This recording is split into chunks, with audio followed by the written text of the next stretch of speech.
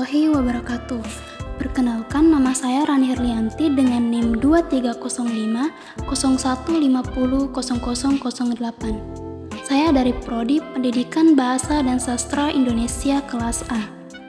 Baiklah, pada video kali ini kita akan membahas terkait materi ciri-ciri prosodi atau suprasegmental bahasa pada mata kuliah Fonologi Bahasa Indonesia.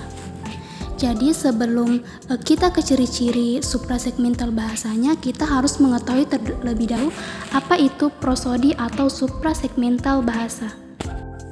Jadi, perlu diketahui bahwa prosodi atau suprasegmental bahasa itu merupakan aspek penting dalam tuturan yang melampaui bunyi atau fonem individual. Dan memahaminya sangat penting untuk komunikasi dalam pengajaran bahasa yang efektif. Nah, prosodi ini turut melihat perubahan kepada kepanjangan suku kata, kelantangan nada, dan beberapa perkara yang berkaitan dengan struktur bunyi ujaran yang diucapkan.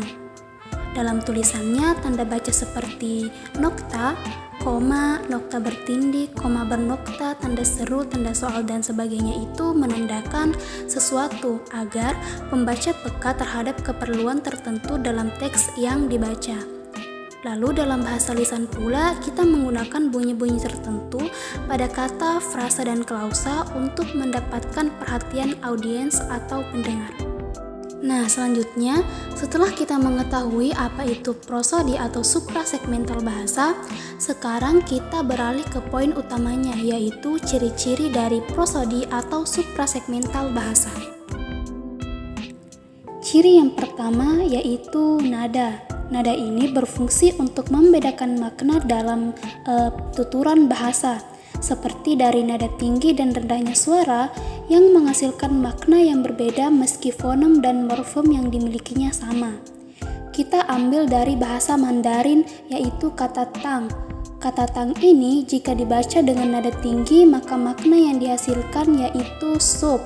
Namun jika kata tang dibaca dengan nada rendah maka makna yang dihasilkan yaitu permen.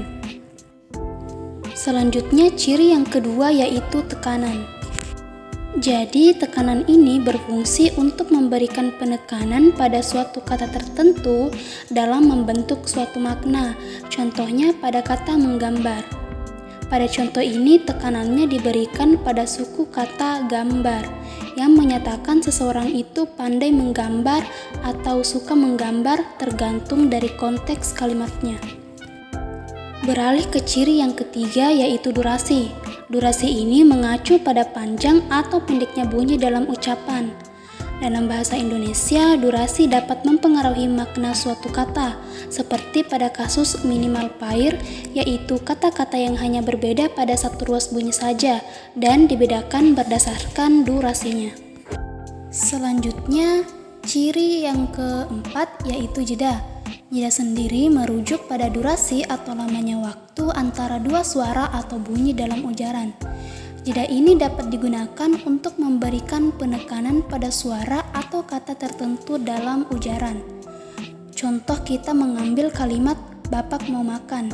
Kalimat ini jika pada bagian Bapak diberi jeda, lalu dilanjut dengan kata mau makan dengan bunyi Bapak mau makan. Maknanya yaitu seperti seseorang yang mengadu kepada Bapak bahwa ingin makan. Sedangkan jika kalimat ini diucapkan tanpa jeda seperti Bapak mau makan, maka maknanya menyatakan bahwa Bapak ingin makan. Ciri yang terakhir yaitu intonasi. Intonasi ini merupakan keadaan turun naiknya bunyi atau tinggi rendahnya suara semasa berbicara. Juga bisa disebut sebagai variasi nada ketika bertutur. Dalam bahasa Melayu, intonasi berperan dalam menentukan jenis ayat yang diujarkan. Contoh kita ambil kata dia akan pergi. Jika kata pergi diucapkan dengan intonasi naik, maka maknanya menekankan suatu pertanyaan.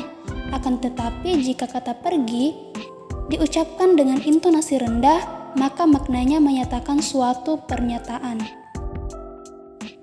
Nah, jadi itulah tadi beberapa poin-poin yang sempat saya bahas atau yang bisa saya bahas pada video kali ini. dan semoga teman-teman bisa mengerti dan memahaminya dengan baik. Terima kasih teman-teman sudah mendengarkan. Sekian dan terima kasih. Wassalamualaikum warahmatullahi wabarakatuh.